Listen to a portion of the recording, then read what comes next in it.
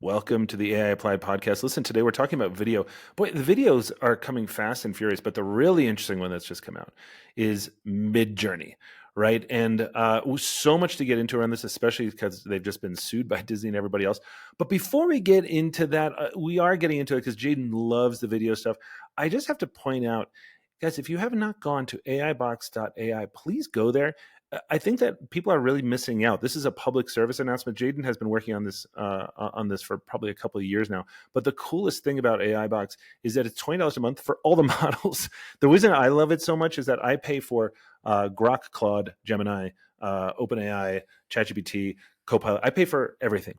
But even by paying for everything, the problem is that I never know exactly which one to go to. I kind of like test out different models at different times. The thing I love about AI Box, and I'm deeply serious, I would always support Jaeden no matter what he did. Don't care. But this is actually unbelievable because you can actually compare answers right next to each other. There's little tabs you compare image models, everything. $20 a month. It's unbelievable. It's blowing up, which I'm so happy for him on. Anyway, back to it. Jaeden, I know you love to talk about Midjourney and videos. What do you have on this? Okay, so one thing I would say is like Midjourney is kind of like the cream of the crop when it comes to image generation. I have my qualms with them for over the years, doing things only on Discord and whatever. And they've kind of fixed that a little bit. Now they do have a desktop app. And so like sometimes I get upset about like where the tool is hosted and how it's kind of a little bit more difficult to use and less accessible. But you can't argue with the fact that the quality of what they're actually able to create is really phenomenal. And so what's interesting is they've now launched their first video generator. It's called V1. And what's cool here is I think in the past, a lot of these video generators, even you're looking at ones from Google, OpenAI, like a lot of times, for example, for the Google one, you would take like an image that you already had and you could plug it into the Google model and they'd turn it into a video, which was super cool. But Google's image model wasn't as good as Midjourney. So what ended up happening was a lot of people would generate images on Midjourney and then they'd go and plug it into Google and generate great videos. So Midjourney is now kind of, I feel like, taking that back where you're able to generate an image on Midjourney and then you are able to turn it into a video over on the platform. I've been really impressed by the quality of what they're actually able to do. I was on X today looking at some like samples and you're able to do a lot of really creative things where it's like you literally can't get this video any other way without intense editing, et cetera, et cetera. So someone was showing off a bunch of examples, which I'll scroll through if you're watching on Yeah, these are awesome, by the way. if you're on Spotify or on YouTube, you can see the video. Otherwise, we'll just explain for everyone on Apple. But yeah, there's like a video where there's like a mosaic overlaid on someone's face, which is really interesting. There's one where it's like a person and there's like the light reflecting from like a computer screen with like tons of pixelation. They said the prompt was television screen projection with glitches. Oh And my it's just gosh, it's so incredible. freaking good. It's so good.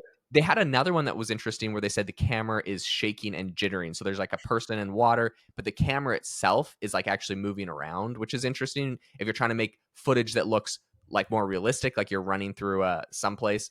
They had one where there was multiple television screens, which was kind of interesting. So there's like a person sitting there and there's a whole bunch of TV screens in the back, but all of the TV screens have things playing on them. So it's like videos with videos inside of them. I thought that was pretty cool.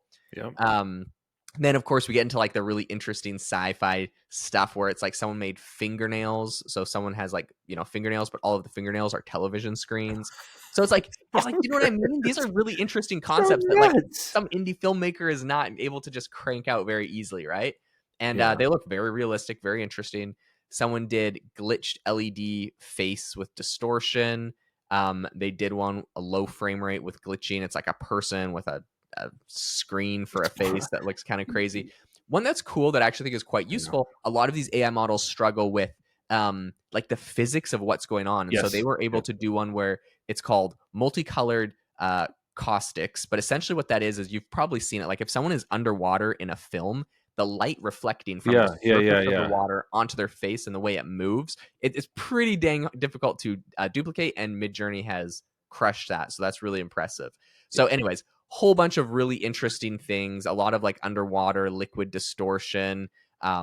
They did one where it's a time delayed double exposure. It's just all this stuff that like for a videographer, you would really want some of these really fancy things. Most people don't even know what they're called, and it's capable of doing the physics for Okay, all of so a them. couple big points on this. So first of all, you're right. Midjourney just does hit a little different, and I think it's because, and I think Ethan Mollick was saying this too, is that you can just sort of say, and as Jaden is pointing out right there, you can just sort of say it in different styles. You know, that kind of like glitchy Max Headroom if you're that old, or just like the kind of glitchy TV. Like Midjourney does that better than anyone. And Midjourney is the OG on this, right? I mean, before ChatGPT came out, their phenomenal model, Midjourney was by far the league leader. And I still love Midjourney, but the fact that they're now integrating these easy ways of making different styles into their product. By the way, this is going to seem very old hat, probably in a few months, but they are coming out with it first.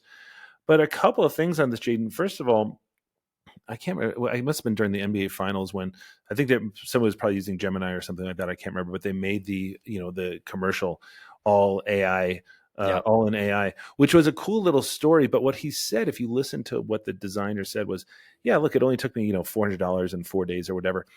But he's like, but also I needed to understand what good looked like. And I think that this is a huge, huge lesson for AI. Like you see these videos like, I can do that, but you can't. I can't. Like, I work with, Robert Haslam is my colleague who's like this genius designer and Gen AI guy. But the reason that he handles all our stuff like this, among a lot of other things, is because he understands what good looks like. He has that designer's eye that I don't have. So these tools are awesome, and they can sort of. But I guess my point is that when we were first sort of discovering how good ChatGPT was at poetry, and then my dad, who's an actual poet, looked at it and he's like, "But this is trash." I'm like, right. So it democratizes everybody's ability to do that, which is super exciting. But Jaden, what do we make of the fact that, and by the way, now the timing of Disney's and Universal's Exactly. of their lawsuit now makes sense because they did references. They must have known it was about to come out. But what do we make of that? I mean, now it's out. I mean, now they're getting this giant lawsuit, and Disney doesn't lose lawsuits. So what do we make of that? Yeah, I mean, I think it's pretty interesting. I would say Disney doesn't always win lawsuits. You remember that lawsuit where Disney was suing, or no, someone was suing Disney because I believe someone died of an allergy, and then Disney told them, "Look, when you signed up for Disney Plus, in there technically it says um, you can't sue us for like bodily death, and so since you died at or since the person died Right. at a Disney hotel, then because they had a Disney Plus subscription. Anyways, there's a big public outlash, and they kind of backed down from that, and they allowed them to sue for it. So I don't know. I think that Disney's probably going to win. You're right, in a way where they'll stop them from being able to generate images of Disney characters. I don't think that's too crazy. I think there's kind of the exact same thing happening with the music generators that I use, like Suno, where I can't get it to generate like a clone of Johnny Cash, even though I really wish it Right. could. Right. It could at the beginning. I used to be able to, and now there's no shot I can get it to do Johnny Cash voice impressions anymore. And so I think that it's probably going to be the same thing with Midjourney, where they'll just block certain names. I think they already block you from generating images of Xi Jinping, so it's not going to be that much different. They just put a big list of Disney characters in there, and then especially when they now have the video. So I think that'll be the ultimate outcome of that. Will people be able to find workarounds and be sneaky? Like, yes, but I think for the most part they'll kind of do their goodwill of being able to stop people from doing copyrighted content. It's going to be a pain in the butt though, because there's so much copyrights, and if Disney does it, then Universal and like every TV show and everything is going to try to get blocked or scrubbed. So It's it will all be in, tricky. but it's so interesting how it works, right? Because it's all in there. And so Yeah. when you ask it to create a prompt, it's sort of like when we used to mess around with DeepSeek and we would say, "Hey, tell me about Tiananmen Square," and it would start to answer, and then it would, Yeah. it would erase its answer and be like, never mind. There's nothing to see here." I mean, so Yeah. all that information, you can't get the information out. And when Disney's suing for, it's going to be over $100 million or something like that. I'm just wondering what the end game is for a company like Midjourney. I mean, obviously they can't take down something like OpenAI. It's a Goliath, but something like Midjourney, which is big, huge. I mean, really in itself, but it doesn't have that many people still Midjourney working for it. It's an incredible technology. But I guess I just wonder, the same way I wondered about like, Napster and things like that. At some, like, Napster was taken down and it changed everything, sure, but it was taken down. And so I'm just wondering, I don't think Midjourney is too big to fail in this case. And these are the kind of companies that I'm wondering about, not the companies like, Otter AI, which is a great company, but now that everybody's starting to do record mode, Is Otter AI still getting a lot of customers? I don't know. That's a transcription. Yeah. That's a transcription company. Yeah. But something like Midjourney, there's a lot of other companies doing video. You know. Yeah, I hear what you're saying. And the other thing that's interesting is, I'm sitting here being like, and Midjourney is always like, it hits different. It's just always a little bit better. And like the dirty secret with Midjourney is the reason why is because Yeah. they put way more, they didn't care about the copyrighted Right. data that they put in there. So they have way more data in there. So yes, their product is a lot better than something coming out of OpenAI, who's got to be a lot more kind of careful on that kind of stuff. So yeah, you're right. It will affect them. I don't think they'll ever get taken down because there is a legal way, unlike Napster. There is a legal way forward for OpenAI. Or for Midjourney? They have spent a lot of money training their model. I'm sure they have contingency kind of like backup plans. So I think they'll be able to. I think they'll be able to survive. They're not like completely out of it, but will they have to make some setbacks? Yes. What I think I see a lot of these AI companies doing, which is kind of interesting, and some people will love it, some people will hate it. It seems like they take in all the data that they know they're going to get in trouble for anyways. Yeah. Except for like Adobe kind of with Firefly always try to Right. do this Right. clean, but they'll take in everything they can. They'll push it as far as they can, as fast as they can, and they hope you see That's right. people like Sam Altman saying like, we should get rid of IP law. That's right. And I think they're hoping then when it comes to lawsuit, yes, there's a lawsuit. They're going to try to slow roll the lawsuit and drag it out as long as possible and get their model as far ahead as possible as they possibly can at some point. Hopefully I think their goal is, look, so many people use this. So many people love this. We've gotten as far as we possibly can. And it's a little bit more of a asking for forgiveness than permission kind of thing. And maybe they're going to try to hope to change some sort of laws or things. Now, will Disney roll over? No, Disney will fight tooth and nail to protect their IP, which makes perfect sense. But yeah, it'll be interesting. Okay, one thing I wanted to cover though really quick is what people's responses to this have been, and a couple interesting anecdotes. So the first one is someone responded to those videos that I was talking about and said, some really awesome effects here. Did they take much prompt engineering, or did the still image do most of the work? The guy that made them all, which is Christopher Friant, he said, all of them are prompted. Using auto doesn't work at all well when the original image prompt is all over the place, like a lot of these are. So you still have to actually come up with good prompts when it comes to making the videos. Exactly. They don't just automatically generate. I thought that was kind of an interesting takeaway.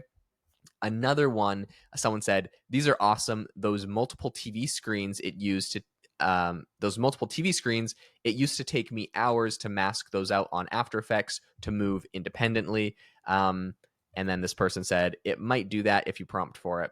So like there's actual videographers in here, or video editors saying like, oh my gosh, what you're doing is incredible, this would take hours. So it really does save a lot of time. I think that's an interesting part. And then the other interesting takeaway I got out of the comments was like, you still gotta come up with some good prompts. So professional videographers, I hate to break it to you, are probably going to be a lot better than your average person. Now, can anyone learn to be an amazing prompter with the video? Yes. But when it comes to these artistic things, it's a little bit different than ChatGPT, I think. Totally. It's your paintbrush. And so what paints are you using? What size is your brush? All of these will make a big difference when it comes to the Jaeden, I could not agree more. I could not agree more. And this is the thing. This is why when people are like, oh, it's going to take the jobs of Hollywood people, I'm like, are you out of your mind? Like, yeah. I mean, you could take, somebody who like really knows how to make a film could take my iPhone 16 and make an incredibly awesome thing. I have the iPhone 16. I have all the capabilities that I could do just like that person, but I don't have the vision. I don't know what that looks like. Robert, my